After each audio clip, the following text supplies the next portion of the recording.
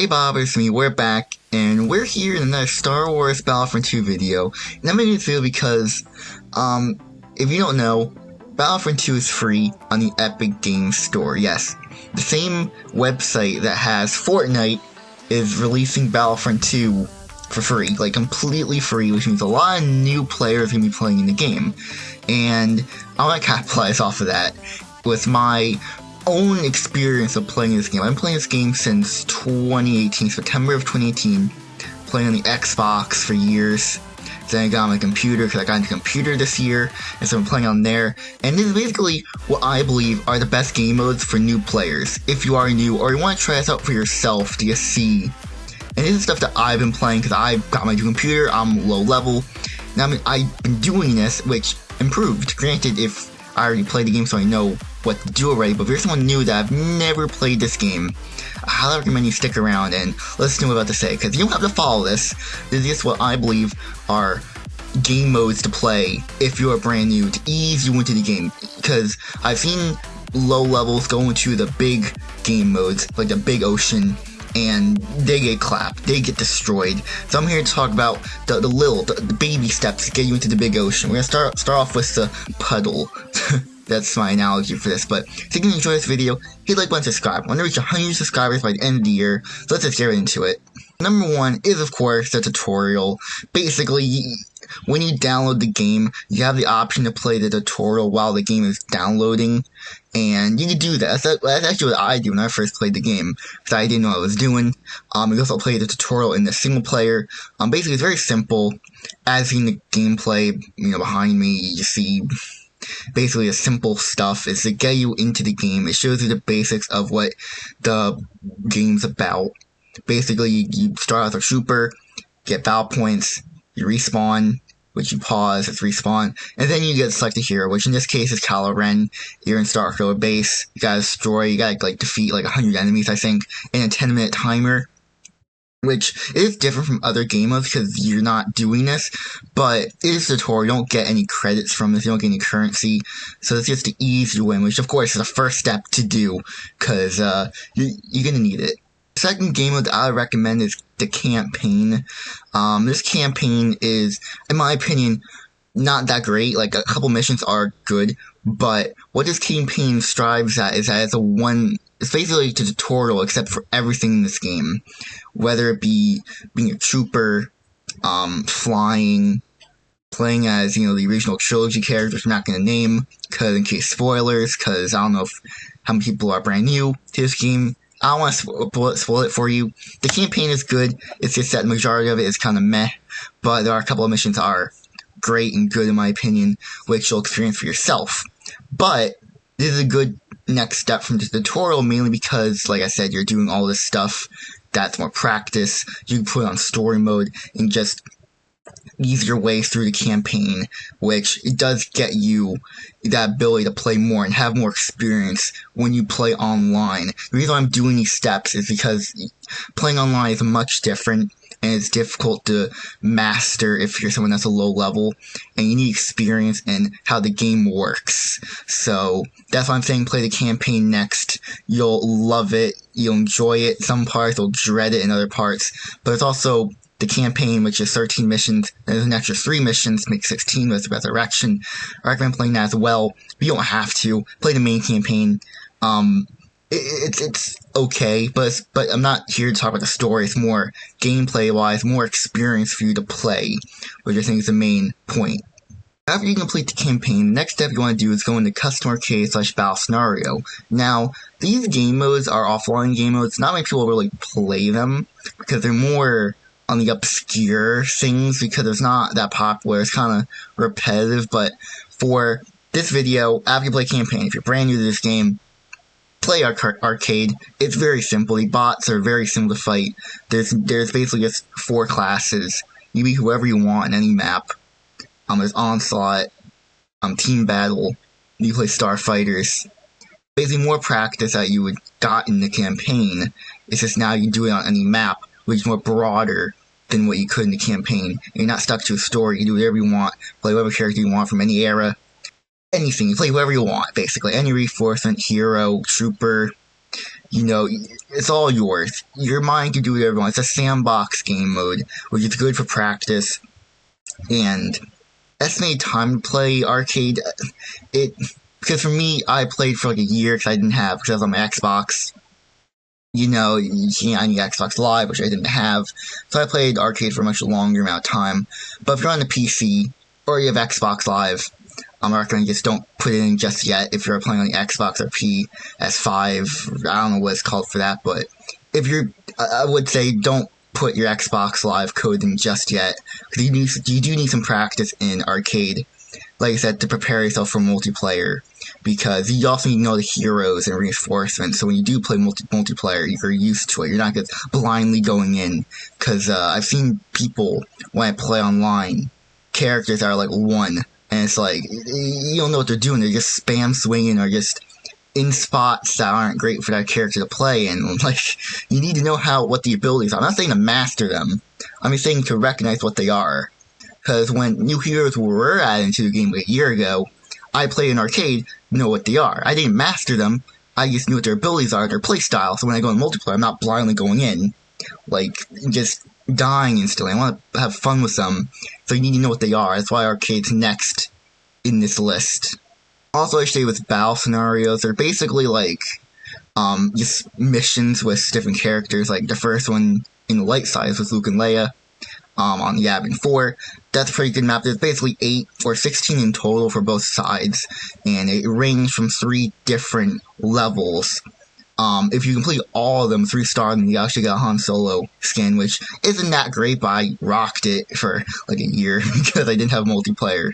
And, you know, getting credits and offline is a pain, but that's why I rocked it. It was special because, like, I earned it. But you can do that as well, and it's more just to express what that game was like, kind of showing it, and also more experience. If you don't want to create your own custom battles, because it could be, like, difficulty should I say that, these battle scenarios do it pretty well. Getting down the end, like the last missions for each side, you get to play whatever you want, hero-wise, and just slaughter troopers. Basically, this mode's good for that as well if you're not really that confident in making battles difficult for yourself, because some of them are a bit tricky, especially with newer updates that the game has made. Some of them are kind of nearly impossible, but I think they're doable. I'm not sure. Like, no one really talks about this game all that much, about the battle scenarios, because I did play them, like, a while back, like, after a bunch of updates, and some of them were a bit difficult to do because of the updates that were made to the AI, because these battle scenarios were made all the way back in 2017. So, there's a reason why no one talks about it, but it's good for practice, and just do it.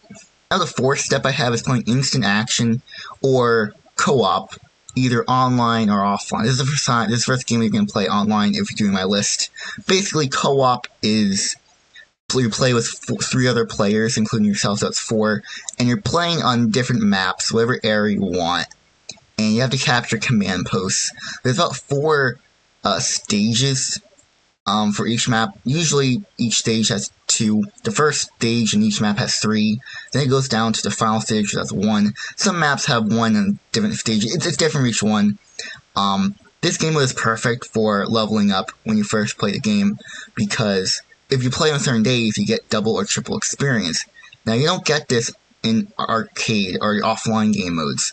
Like, if you were to play co-op offline, which is exactly the same as online, except you're not playing with real players, you will not get experience. You will not get double or triple, but how do you know when you're going to get that experience? Basically, if you live where I live in the East Coast, and the company that made Battlefront 2 lives in Sweden. Now, why do I say this? Because it's kind of a exploit, and I quote exploit, where the majority of the week, you're going to be in double and triple experience if you live in the East Coast in the United States. Basically, Tuesday, Wednesday, Friday, Saturday, and Sunday is where you're going to get more experience. Tuesday and Wednesday are triple, Friday, Saturday, and Sunday are double. The only 2 days that you don't get is Monday and Thursday. That's because on Wednesday, you get triple experience, but that's in Sweden, where Battlefront 2 was developed. But because of time zones, you can get triple experience on Tuesday at 6 p.m. where I live, because that's midnight for Sweden. It's weird, it's crazy, and I basically, people not really abuse it, it's just how time zones work. So where you live, you'll get more days where you'll get more experience. a hero is dependent on star cards. And the reason why I haven't talked about star cards yet is because they're not really important in offline. Because you're playing in offline, you don't really need them. You can make it as easy as you want, make everything one shot. But on online and co-op and the rest of the game modes in multiplayer, you can't set what you want. And you need star cards to boost your character up, whether it be more stamina, more health generation, more health in general. It's different from each hero, and basically, star cards go in 4 stages, like uncommon, common, rare, and epic. And epic star cards are purple. That's what you need to be good in this game, and they go up in the higher game modes. But for co-op, that's the first game mode I recommend playing online, because that is the easiest to gain experience. And also for instant action, that's good to play as well, because for both co-op and instant action, you're playing against reinforcements and heroes and vehicles, which are all just one-ups against arcade and battle scenarios. That's why I put battle scenarios at the 3rd step and instant action co-op at 4th, because it's basically the same thing as arcade, except you're fighting reinforcements that have more health and different abilities. Same with heroes that can kill you really easily. Same with vehicles that can one-shot you. So that's why I say step 4 is that, because that practice you had for the past 3 steps are going to apply here, and you should be pretty good to at least fight off against them, know what you're doing at that point. The 5th step I have is basically where after you have a majority of heroes with pretty good star cards, I would say like the blue rare star cards you have, I recommend going into Supremacy, Heroes versus Villains, or pretty much every game except 2. Reason why I say this is because at this point, you should be pretty confident in playing, knowing what the heroes are. You're playing co-op for some time, and playing Heroes versus and Supremacy I recommend first is because those 2 games are the most popular. The developers of this game said that those are the 2 most popular, and it shows. And especially if when Epic Games when the game's coming out for free in the Epic Games Store, basically there's gonna be a lot of new players. They're gonna flock to those 2 game modes, which makes it easier. Plus, when you first play multiplayer, you have a rank, which goes up to 50, like a global rank, which determines how you matchmake in games. Once you reach 50, you're pretty much with everyone else. But once you're in the low levels, you're pretty much with noobs and low levels, which you'll see if you press tab, or, the 3 lines on Xbox. I don't know what it is on PlayStation, but you can see the levels, which is really nice, because before it wasn't, but now it is. So playing Supremacy and Heroes vs. Villains are great because they're more team-based game modes, such as every other game mode except for Project 2, which I'm going to talk about in a little bit. Like with Strike, Extraction, Ewok Hunt, Heroes versus Villains, and Supremacy all are based on teams, and some are bigger than others. Like Heroes versus Villains, you only have 3 extra teammates, which, yes, it requires skill from you, but pretty much at this point you should know your heroes should be pretty much leveled up with good star cards. I recommend going on YouTube videos and seeing what the star cards are the best, because the game isn't like, oh, you can choose what playstyle you want. It's more, no, here are the 3 that are the best that everyone uses, because if you don't, you're gonna die. And that's kind of the main kind of downside to star cards, but it's more of that exploit to it. But I recommend watching YouTube videos about it. Also, I should say, it has nothing to do with the gameplay. This game is laggy. You're going to experience some glitch, some bug. The game's going to kick you out. Just prepare yourself for online in the bigger game modes, because not only are you fighting real players in these game modes, which you're not going to do in co-op because that's against bots, but in Supremacy, Heroes versus Villains, etc., you're fighting real players, which means there's lag, there's, game kick you out. There's a lot of things that the game does that I figured out just in the game itself, like in the code. Like, this game cannot handle this game. Like, it's weird. And it's just, this is how the game was made. So you're gonna experience some glitches, some bugs. Everyone has, I have. Like, there's nothing to do with the game. It's just that in this step 5, you're probably gonna experience it. Possibly in co-op, in the prior step. It's just something that the game does, and that's something to keep in mind, where you may think, oh, this feels different, it's because you're on a server, it's laggy, and that's sometimes, I'm not saying it's all the time, but just keep that in mind while you're playing these game modes. And at this point, you should be pretty confident playing. And the final step, which we'll talk about in a minute, is basically the 2 game modes which I consider to be the hardest game modes to play in Battlefront 2. The 6th and final step to play if you're brand new to this game is Galactic Assault and Hero Showdown. These 2 game modes are the most difficult game modes to play in this game, mainly because Galactic Assault was the flagship game mode for a long time, which means all the pros go to it and still are in it. Basically, this is all player versus player stuff in Galactic Assault. You need 4,000 battle points to get a hero, and you're just going to get destroyed a lot if you're not a high enough level to, or not enough experience to play. Because if you're someone brand new to the game and you play Galactic Assault, you're going to suffer majorly, and which could suck. And I don't want people leaving this game because they had a bad time online. I want you to play, and this is why I made this video, is to do step-by-step game modes to play, because once you get the Galactic Assault in my list, you're pretty much good to go. At this point, you're probably going to have purple star cards and stuff like that. You're going to have an experience to play and know how maps work. It's pretty much the maps in Galactic Assault are copies of other maps. Like, for example, Kashyyyk, which is in the prequel era, has the same map in co-op and in Supremacy, which at that point you should know how the map works or recognize it. Plus, with the Galactic Assault, you have basically everyone being in different vehicles, reinforcements, heroes, and it can be overwhelming because, you know, if you're a new player, you know how to fight them, but at this point you should know. That's why I recommend this last, because this is the game mode. This is where everyone goes. Or they did. I don't know if you'll still go to it because the game mode hasn't been updated in a long time. Well, so, yeah, pretty much this is the game mode to be in, where you go to play. Now, I saved Hero Showdown for last, because this game mode is basically pro versus pro. Now, I've seen a lot of videos where people get to 1v1 each other in this game mode, which is basically what this is.